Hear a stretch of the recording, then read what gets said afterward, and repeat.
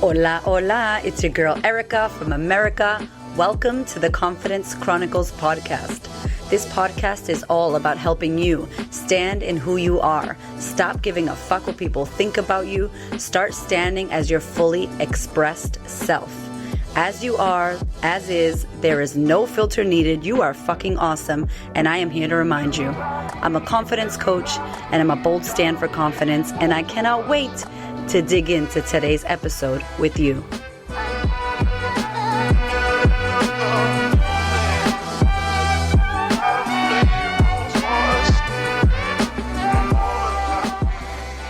Hello, my darling. Welcome back to the podcast. How are we? I hope that you are well. I am freaking excited. As always, lots going on over here in the TQOC fam bam, and getting ready for the end of year, really gearing up I'm meeting with my amazing ladies with my team. I can't believe I have a team. Y'all. Seriously, when it was just me and Hamish.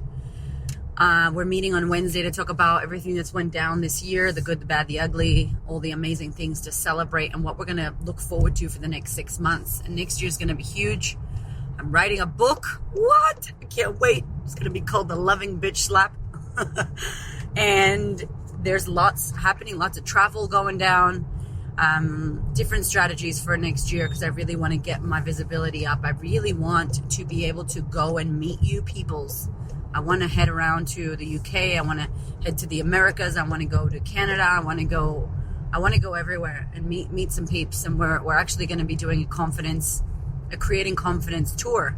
So I am heading to New Zealand in January, which is super exciting. I've never been to New Zealand. They're only like 3 hours away from us. And I know that we have a lot of amazing podcast listeners out there. So I'm going to get to meet y'all in real life and hang out.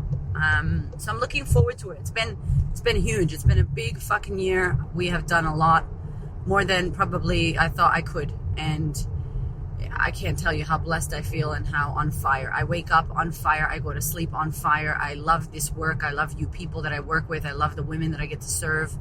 I am so grateful to you. I every night I look to the ceiling and I'm like, flashes of what I'm grateful for. And it's always the listeners, the followers, the podcast recommendations, the people that give me reviews, my clients, the sisterhood women, my kids, my husband, like everything. And so, yeah, just really feeling the feels. I'm going to be doing an episode here in a few weeks in regards to Christmas and, the end of year. Whether you celebrate Christmas or not, it's such a hectic time for so many of us, getting around family, finishing a year. Sometimes people are upset or sad because some things have happened around this time of year. For me, I know my husband who passed away, his anniversary, his birthday is the 18th of December. So it's always a really tricky time if we don't have what we need, if we don't have the equipment that we need to work, the tools that we need to work with our mind, if we don't have the support. So I'm definitely going to be doing a podcast about that. But today I wanted to talk to you about trauma shame. And I'm not a shame specialist. I'm not a trauma specialist. Actually, I should say I am a trauma specialist. I've been through quite a bit of trauma myself. And for some reason, I think because I've been through a lot of trauma myself, I end up attracting clients that have had a lot of trauma as well. And I want to talk about what trauma is to me, the way I see it. Again, nothing I say is gospel. I'm just speaking from my experience, speaking from the women, the hundreds of women I've worked with and served over the years. And Brene Brown, Dr. Brene Brown, who is, oh gosh, what a woman. She has done lots of work on shame, lots of work on, judgment, and she's incredible. There's actually a really great book that my husband recommended. This is what we do. My husband's amazing. He's like, honey, you got to read this book. I'm like, okay. And then I read it. And then I'm like, babe, you got to read this book. So we just tell each other books to read, and we're constantly seeking and looking for more to learn. And there's a book that she did called Men, Women, and Shame. Oh no, Men, Women, and Worthiness. Sorry. And oh my goodness, if you want to go deeper into shame, into worthiness, into how women and men deal with it, I highly recommend. It's on Audible. I highly recommend you check it out and listen to it. Can't tell you how good it is. So she is a specialist when it comes to shame. But what I want to talk to you about today is the fact that I meet so many women and I speak to so many women that want to do work on themselves, or that come to an event and message me on Instagram or send me an email, and there's shame around their trauma. And there's a few ways that this shows up. And let's talk about trauma. Trauma is an injury, right? Like it's like an emotional injury, and something disturbing or horrible happens to you, and it's the effect of that. And so you think blunt force trauma. My husband, Gio, when he passed away, was blunt force trauma. You know, he hurt really badly the steering wheel, and it was so hard that he hit. It was a physical trauma. When I'm talking this trauma that we keep in our bodies is like the emotional wound, the emotional trauma that we live with. And what I want to say to you is, it doesn't have to be stacks upon stacks of bad stories, of bad shit, of heavy stuff that happened to you or happened for you, as I like to say, in order for you to qualify for someone that has trauma. You cannot qualify for trauma. Everyone experiences trauma. It is not, just for some people. It is something that happens to us. And there's so much shame when people talk to me, women talk to me, and they say to me, I just don't know if I can deal with this. There's so much shit that I've been through. I've got so much trauma. I've got so much, bad stuff. I've been through so much. I don't think it's even workable. I don't think you can help me. I don't think I can help me. They think they're so bad and broken and that they've been through so much that there's no way in the world that they can heal that. And that is they're shaming their own trauma. And that is not true. Like, trust me not only from my own trauma, but the clients that I've worked with. And even if you haven't met anybody with lots of trauma, think about celebrities. I always talk about Oprah Winfrey's story. Such an incredible story, like being raped, having a baby passing away, being raped, like just being a black woman at the time that she was, doing what she did, becoming who she is. Like, Oprah had every reason to follow in the footsteps of what her grandmother said she was going to be. And instead she became fucking Oprah. Like, that is Tony Robbins. I mean, he had so many different fathers. His mother poured freaking soap down his throat. She was an alcoholic, like physically abused. Like, this man had to look after his whole family, and he ended up being Tony Robbins, who is a service. Like, he's a giver of service. He loves people, and he stands 52 hours in service of people because he wants to. He doesn't have to. He's got a lot of money, and he's got a lot of businesses. He wants to. I mean, we could continue. There's so many stories of people that have experienced horrible traumas and tragedies, and they have overcome them. And I'll tell you one more. Nick, I love Nick. I talk about him all the time. I don't know how to say his last name, but he's got no arms and no legs. And at 8 years old, he wanted to commit suicide, and he was really struggling. He's got no arms and no legs. I mean, that is a problem, right? Like, you can't walk, you can't hold things. That's a big deal. And this man is a motivational speaker. He goes around the world, travels around the world, preaching and helping kids and speaking and inspiring people to be grateful for what they have and to not care what anybody thinks about how they look. Like, it makes me want to cry. Like, the fact that he has moved his trauma and his story in service of others. So I want you to think about, your trauma is not too big to be dealt with. You're not too, air quotes, fucked up or broken. You are not broken. The problem that we have is that we don't want to be where we are. We don't want to be how we are. We don't want things to be like this. We want them to be like that. And the reality is, they're like this. And they need to be like this because they are. And we fight. Like Byron Katie says, love what is. We fight what is. And when you fight what is, when you fight with reality, you lose 100% of the time, she says. What's the fucking reality? You went through that trauma. Great. Are you still alive? Are you breathing? Great, then that's for a reason. How do we work through that trauma? How do you transform your trauma? How do you turn it into your story? How do you then add value to yourself, to the world, to your children, to your family, because of who you became through the trauma? It's like turning into another fucking podcast. Anyway, I digress. Back to trauma shame. So your story is not too fucked up for you to share it. When people talk about, I want to join the sisterhood, but I don't actually know. I've got so much stuff. And I'm like, girl, you don't understand how much stuff there is in there. You don't understand how much stuff I had. You don't understand how much you can heal all that stuff. It sounds like a lot, but you don't got to do it all at once. You're not going to work on all of that at once. That makes no sense. Always what I say to my clients is, we're going to work on the thing that fucks with you the most. How do you know what that is? Start writing it down. The shit will pop up into your face. It's my mother-in-law, my body, my children and I aren't talking. it's my narcissist, whatever.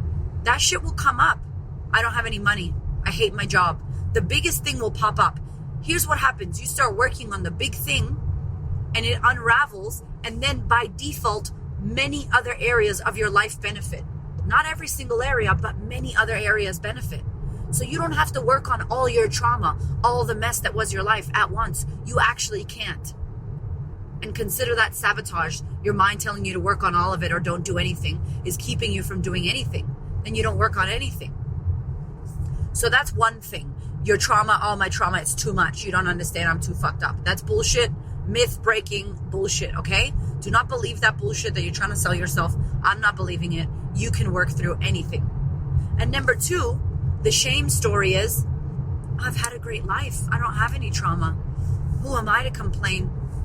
A lady told me the other day, I'm white, I'm privileged, I live in a good country. My parents were together. I don't really have anything to complain about, and I still hate my life. And I'm like, and she's a mother. And I'm like, first of all, who the fuck are you listening to? That you're privileged, you're this, you're that. You don't have to say that. Like, you're allowed. It's not your fault that you grew up white and privileged, is it? Did you choose that?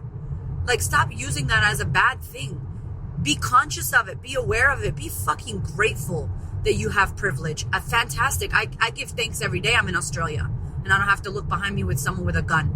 I give fucking thanks literally daily. I'm like, I'm so grateful that my kids can walk the streets and nobody has a fucking gun here. Because that shit's, I can't handle that, America. Y'all are, that shit's tripping me out. Thinking about how I'm going to go back home with my kids. It makes me really sad. I want to cry about it. It makes me sad. I'm bleeding, by the way. That's why I want to cry. I feel like crying through this whole podcast. I'm just like, damn. Like, so the trauma shame that, I didn't have enough, I didn't have enough trauma. My life was so good and I'm still complaining and something's wrong with me. And what I have to say to you is everybody experienced trauma. I want to tell you something. You're 3 years old. Your parents are screaming and yelling. You walk up and you want something and your parents go, give us a minute. We need a second here. Can you just talk? And they yell at you. And you walk off crying and no one attends to you because they're fighting and they're talking about something serious, whatever. And you're 3 and you walk away and no one loves you and no one attends to you. To a child, that could be emotional trauma. And some of you are like, bullshit, I'm serious. To a 3-year-old, you're thinking about it as a 30 or 40-year-old, however old you are. Think about it as a 3-year-old. Think about it as a 5-year-old when your parents divorce. You're 5. Your parents who you love, excuse me, your parents who you love, they're like brought you into the world. Your mommy and daddy, or your daddy and daddy, or your mommy and mommy are divorced. They're leaving, they're breaking up. Who are you going to live with? Half of your shit's over there, the other half's over there. There's a new person in the picture. You don't know how to navigate that. That could be traumatic to a 5-year-old. Are you getting me? You're bullied at 14 because you have pimples and your acne's out of control and you feel it. And the kids in school are like, ew, and they don't want to talk to you or sit with you. Or you're overweight and your mom tells you you're overweight and shames you. Or your dance teacher tells you you're not good. All of this stuff does develop trauma. All of this. And so you grow up into a grown-up and now you have to deal with all this shit that you buried. So I don't want to hear that you don't have enough fucked up shit, that you're not fucked up enough to work on yourself. What? Can you believe I'm hearing this? By the way, I am. People are messaging me with this. So now you don't have anything wrong, so you want to look for something wrong. Why? You need to catch this shit that you're doing. Really, honestly, look at it. Because there is nothing wrong with you having a great life and having a great story. There's nothing wrong with that. You will find shit. Believe me, we all have things we need to work on. How do you know? As I say, look around your life. Look around your life. Maybe you got money issues. Maybe you've got worthiness issues. Maybe you keep choosing partners that don't serve you. Maybe your business isn't flourishing because something in you is fearful of something. That's stuff you work on. You don't look for shit to work on, my love. You work on what's there, what's present, what's coming up for you in the now. This is why I'm not anti-therapy, but this is why I am all about coaching. Because we work on the now. I'm not taking you back to your 4-year-old self to bring shit up so I can fucking ask you all the questions about it. I want to focus on the now. If nothing's bothering you, fantastic.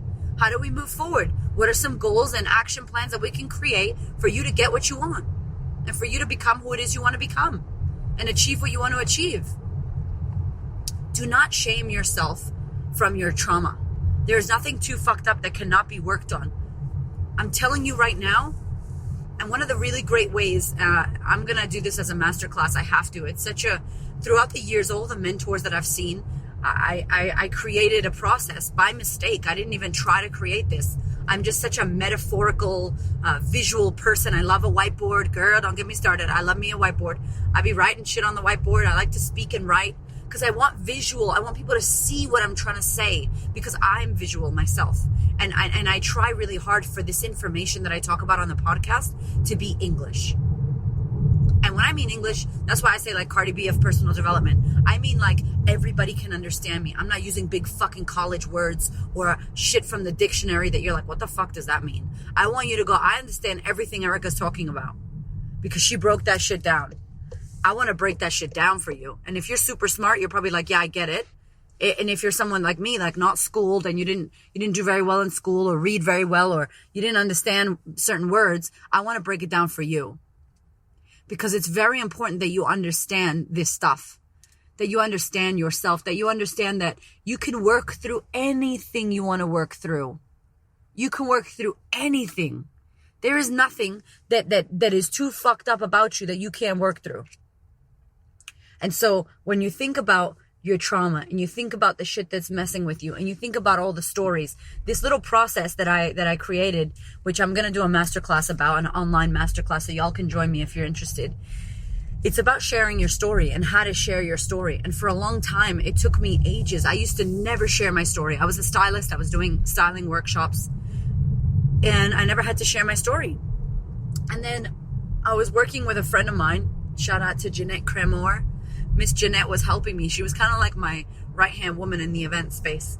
And, you know, I said to her like, man, I remember when I broke my back, that fashion was the thing that helped me. Getting my hair done, putting lipstick on, like looking after myself was the thing that helped me get out of my rut. Because I was wearing a vest. It was like a bulletproof looking G-unit vest. That's what I had on, and a moon boot on my leg. Because I had just had surgery. I broke my back. I had metal screws. I was in the hospital for 25 days. And I remember like, lipstick fashion, getting my hair done, trying to get out of the house and look nice is what helped me. So I started sharing the story about when I broke my back in my styling workshop. And then I started showing photos of me with my back broken. And then I shared a little bit more. And then I shared a little bit more. Then I shared that the next year my husband died. And that was really hard to share, but I got better at it. And so in this workshop, when we do it, it's basically the process is you timeline everything that you've been through and you really start to see neutral. You don't have a story attached. It's like sexually abused at 7, dad left, mom kidnapped me, blah, blah, blah. Whatever it is, the things, the actual factual things without the emotion, which is very hard to do if it's not been healed. And then you write about who you became from it. And it's so crazy. I'm telling you guys, it's so crazy because when you turn around your trauma, and that's literally, I know that I've done that. I know that when I go back to my 9-year-old self, who it was the sexual abuse. I go back to that 9-year-old self moment. And I think that Erica, who you see here today, was born. My justice voice was born. My standing up for what's not right. My vigilance, my outspoken, like the warrior girl, like she was born then. And that's who I am today. Like that's who I am today. So when you do transform your trauma and you work on your trauma, you have such a great ability to rewire how you think about it. And when you go to those past memories, you get to rewrite how you think about it. And I'm not saying fluffy bullshit like, yeah, it was okay. I'm not hurt about it. I'm saying like you go fucking excavating, deep diving into rewiring your brain so that when you think of that time, you feel empowered versus feeling like a victim, versus feeling like, oh, my life is shit. I'm shit. That was horrible. It was horrible, but guess who I became because of that? And that's where I go. So I just really quickly wanted to check in with you and make sure that if you are out there trauma shaming yourself, to stop. Stop and ask yourself why you're doing that. Stop and ask yourself, what else could you think about? What else could you write about? What else could you journal about? Why is that coming to you? Is it serving you? Is it fucking serving you to think like that? Because that's the main thing. And if it's not serving you, and I don't believe it is, you have a choice and you get to stop doing it. and you get to work through it, and you get to choose how you deal with your trauma. You get to choose how big or small it is. You don't have to shame yourself against anybody else. There's no comparison. There's no trauma comparison going on here. Oh, I'm more fucked up than that person, or I'm not as fucked up as them. Like, what is that shit? Everybody has their own human experience. I love you so damn much. I hope that you enjoyed this episode. Please reach out. Hit me up. Let me know what you think. I love you so much. I'm so excited. Tomorrow we have our Sisterhood Money and Manifesting full day. Oh my goodness. It's going to be huge. I can't wait. Lots of money podcasts coming out as well. I'm going to do one with Miss Angel Phoenix at the Angela Gallo. We're going to talk things money. There's so much I want to talk to you about. I love you. I honor you for being here. And I thank you so damn much. Have a beautiful week.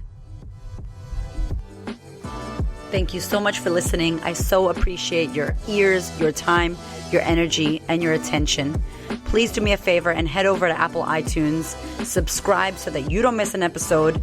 Share this episode with a sister who you know needs to hear it. And if you feel called to, leave me a review. I'd love to know what you think about the podcast. I'd love to know how this information is helping you change your world. Thank you so much for being here. I know that there are many podcasts you could listen to, and I really appreciate you listening to mine. Have a gorgeous week, honey.